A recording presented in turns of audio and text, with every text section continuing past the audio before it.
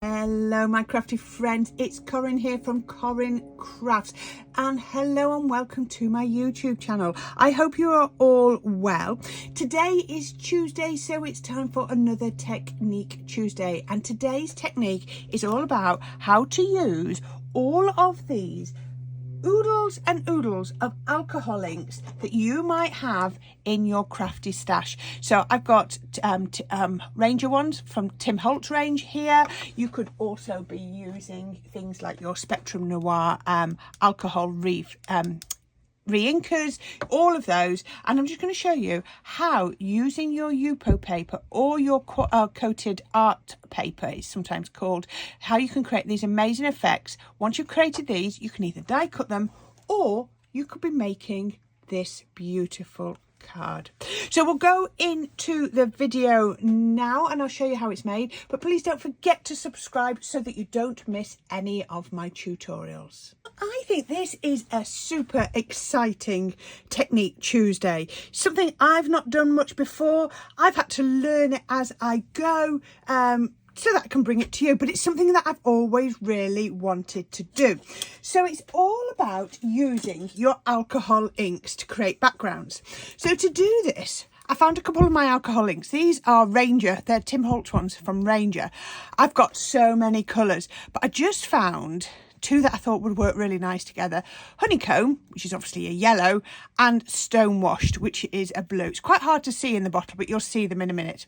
Now, I guess you could put these onto regular card, watercolour card, but you're going to get the best results if you use something like a YUPO paper, and this is YUPO paper. Now, I buy mine, as I buy a lot of my stuff, from Amazon, and you can see it on here. So it says it's A4 plus because it's a bit bigger.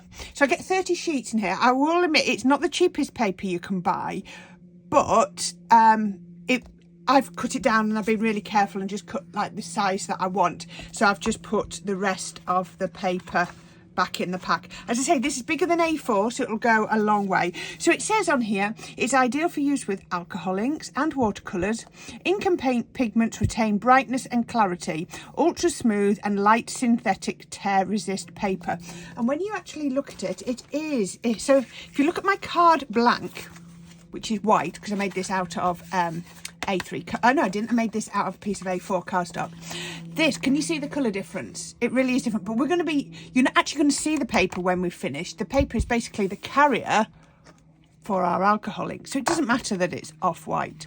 Now, the other thing that that is really useful to have, I use the Tim Holtz alcohol blending solution, or you can use, I believe, something like a strong alcohol. So I was going to have a go with my rubbing alcohol. I don't know how that, we'll have a go with that at some point and give you some results back and see how that does. Just seeing, so it does say it's flammable, so you've got to be careful. I'm sitting doing this with danger flammable, we have to say, and it's got a vapour. I've got window open, and literally I can touch the window open. I didn't smell anything when I did it. So I'll show you how you do this. So I'm going to get my alcohol ink and I'm just going to drip a little bit onto my paper. So I'm going to do 3 drips. Well, 3 blobs. I'm going to put 2 on each. You can put them wherever you want. I'm putting 2 drops in each one. And you can see it just dripped a little bit, but it's not a problem. Now, if I try to blow these here, you can see it travels quite well. But if I pop my alcohol blending solution on, look at this, I love the colours you get around the outside. You get some amazing effects. If I drip, oh, look, can you see how it now travels? So you can then make it travel even more. So the alcohol blending solution is reacting with the alcohol, so I can then blend it to get even more colours, more of a reaction. So what I'm then going to do is I'm going to come in with my yellows.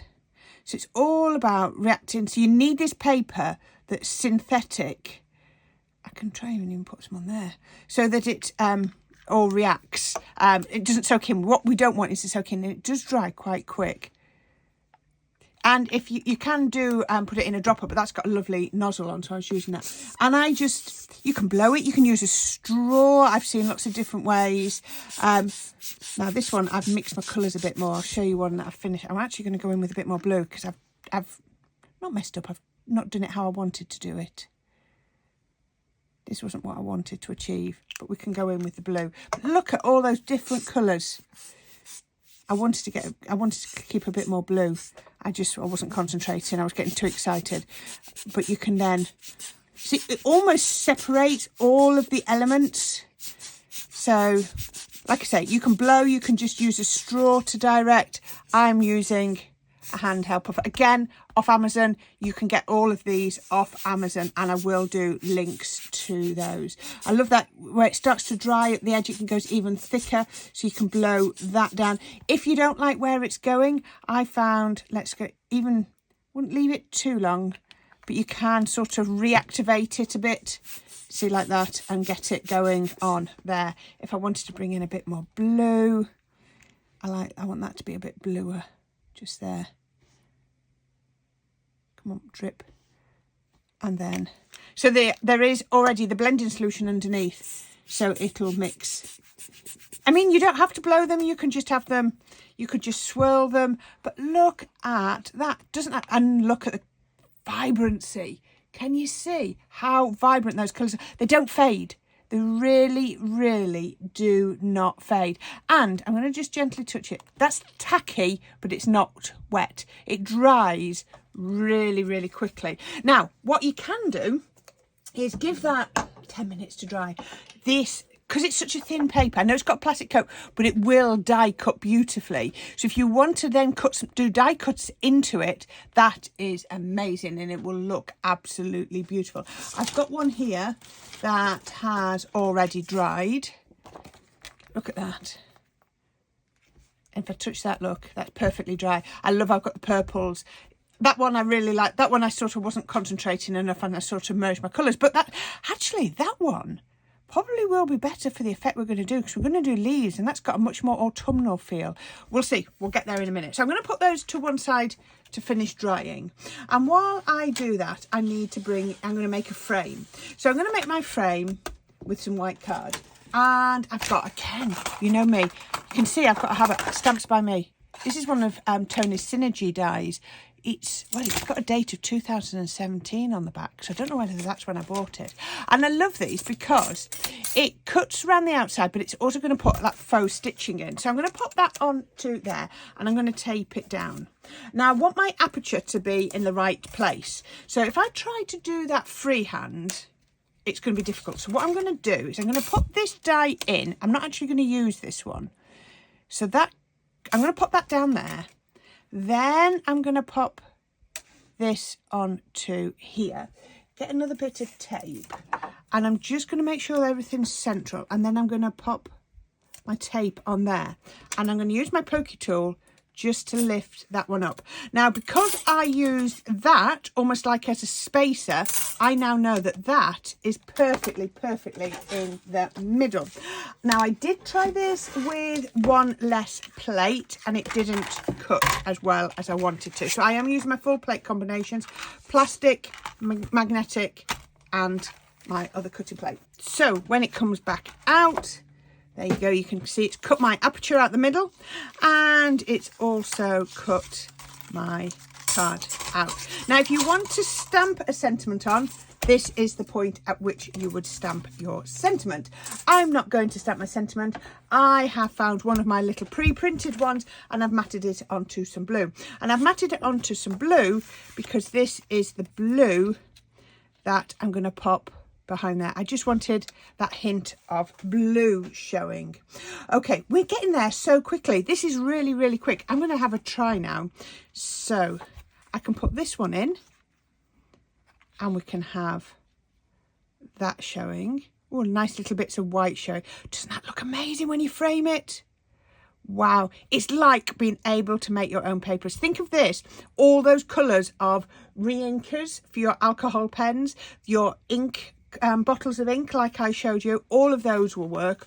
Or I could go with that one. You see, that's nice too. Oh, I'm struggling now. I'm going to go with this one because it's drier. There you go, simple as that. So that's the one we're going to use. That still feels tacky, I can feel it. Okay, so what I've done is I've just jumped ahead here, and I put some tape on the back, and I put some red liner on too. And I've cut myself a little piece of acetate. Now this acetate has got a film on, so I can peel off my film. Oh, it's static. And let's just make sure that's burnished down, and then we can take this off here. So I've just got about a 3mm tape. Now the reason I'm putting acetate on, and you really don't need it because that's shiny, is because the die cuts I want to use are a little bit smaller than the aperture, so they wouldn't fit through. And it also helps to raise it, so we can put that on there. Then I can grab the same tape, which I've got here, and I'm just going to put a couple of pieces near to the edge of the frame. There we go. Put tape on me, one, just to add a little bit of support. This is more for support, so if in actual fact you don't even need to take the backing off there if you don't want to. So that's going to go like that. So that's going to sit over there. I've got my sentiment, I've got my background colour. So what I need now is something to go over the aperture. And this is a die set that just arrived just yesterday that I got, again, I got off Amazon. I'm doing quite a lot off Amazon at the moment just because, well, needs must. I've got to look out elsewhere now for products, haven't I? So I'm going to pop that onto a scrap of paper, and I'll tell you the truth. I got this piece of scrap paper out the bin. So there we go. Right. All right. So what I found was this was a tough die to cut. So I'm actually going to put a shim on there so that I can put it through my little die cutting machine. Let's move this up here so you can see. So it's just going in there. I'm going to do it a couple of times. You could use your electric one if you wanted to, but I like to do my small ones in a small machine. You hear it click. I'm just doing it just because one of them, it was one leaf. Now those leaves will separate. They've got pips together, but I'm just leaving them together for now because I want to use them all. Now you could cut this multiple times and use the same leaf, but I want to use the 3 different ones. So there we go. It's cut brilliantly just by adding that little bit of an extra shim in there. And then we can then just, look at that. They just need stroking out, no problem. First time I did this, I didn't have a shim and I only went through once and it just didn't, it was like, no, not enough. So I've now got 3 gorgeous skeletal leaves, and I'm already thinking of different techniques. I'm thinking paper piecing, I'm thinking of colouring through the leaves and then putting another one on. Oh, I'm thinking of so many different techniques. I'm thinking of making faux embossed backgrounds with these. This set is just blowing my mind. I just think it was just over £5, I think. And the number of projects I'm going to be able to do with this. I might even do a whole week just with this die set. I don't know. Would you be bored? I don't know. We'll see. We'll see how it goes. So let's start building up the card, shall we? So I'm going to go with my linen card. This was just some linen card again, I think. It was an Amazon one. I love the blue, isn't it lovely and bright? Not everybody wants pinks and purples. I love a pink and purple card. I have to admit, it's my favourite. But I am mindful that not everybody wants a pink and purple card. So a little bit of collal glue on there. There we go. Oh, just oozing out a little bit. I was a bit generous with that. There we are. Right, that's a great thing about collal glue. And then I can take this and put it in. Now you see, all I did was I cut it so that it was smaller than the size. It was 9 inches wide, so this is 4.5 by 5.5. For no other reason, I could get 2 pieces out of a width of the YUPO paper. Now what I'm going to do is I'm going to actually go to tacky glue, because I don't know how my collal would react to this, because it's a coated cardstock, or it's a synthetic cardstock. So I'm just thinking, let's go tacky glue. Now I can still feel, it's not tacky, but I can still feel it's a little bit sticky in certain places. So I'm just going to be very, very careful pressing that down. I'm just going to press it right down around the edges. Okay, so on to there, we can then put this. Again, if you like your white, your clean and simple, this is going to be perfect for you because it's just going to give you that lovely white effect. So what a fantastic Technique Tuesday. How many alcohol inks have you got in your craft room that just aren't being used? What a beautiful effect. Would you buy a paper pad if it looked like that? I know I've actually got some paper pads that do look a bit like that, that do that sort of effect. So now I've got my YUPO paper, and I will be sparing with my YUPO paper because, like I say, it's not the cheapest paper you can buy. I can now be making all of my own backgrounds. So let's just pop that on there. I did just put a little bit of glue on my foam tape, just so that I've got room to wriggle it about. There we go. Oh, and just to let you know, I have just ordered some boxes today so that I can start mailing out some of the cards that I've been making on my tutorials, because I know a lot of you said you'd be interested in buying them. So give those a couple of days to arrive and then I'll be able to mail them out to you. Okay, so using that little bit of waste, I'm just going to pop some dotty tape pen on the back of here. Now this, you'll see, is why I put the acetate in. If these leaves were bigger, I could catch them there and there, but they're not. So I'm going to take this one and put it roughly in the middle. You can see it just fits in that aperture beautifully. If you've got larger leaves, they don't have to be skeletal leaves. They could be flowers. They could be any image you want. You could, this style, I'm sure you're going to all show me some beautiful ways to work this style. You are so imaginative. If I come up with an idea, you come up with lots of different ones. If you wanted to do a man's card because it's coming up for Father's Day, you could be putting tools, you could be putting fish in, you could be putting all sorts in there. Now, that doesn't look very even to me. We're looking a little bit over to one side, but I know the dotted tape pen gives me a little bit of that looks much better than, oh, we've gone a bit high now. Let's come down a little bit. There we go. How about, I'm loving that. Isn't that absolutely gorgeous? Now, I've got that sentiment I showed you, which is there. So I was wondering, so you could put it would fit lovely like that. I want to put it at a little bit of an angle, just like that, just because I think that looks nice. Oh, do I want to put it? Now I'm questioning myself. I've got options. I've got 1, 2 or 3. Oh, I think I like that now, actually. Now I've done that. Right, that's where it's going. We're going to put it down quick. We're going to stick it down quickly before I change my mind. And I'm actually going to use the indentation from the die to help me to line it up. There we go. I'm going to put that on there. Now, if you are into your clean and simple, wow, look at that. Isn't that gorgeous? I never stop. I never stop just there. I'm going to get some of the tiny little blue gems. Let's just come one. Now, these were just out of one of my craft boxes that oh, where did that one go? I don't know where that one went. That I had. So I'm just going to pop 1, 2. I think it needs the 4th one just there. Nice and random. There we go. That's how I would finish that off. Isn't that gorgeous? But our Technique Tuesday is all about using our alcohol inks on our coated cardstock to create this amazing effect. I hope you like it. I loved doing this, and I'll see you on the next tutorial. So, happy crafting.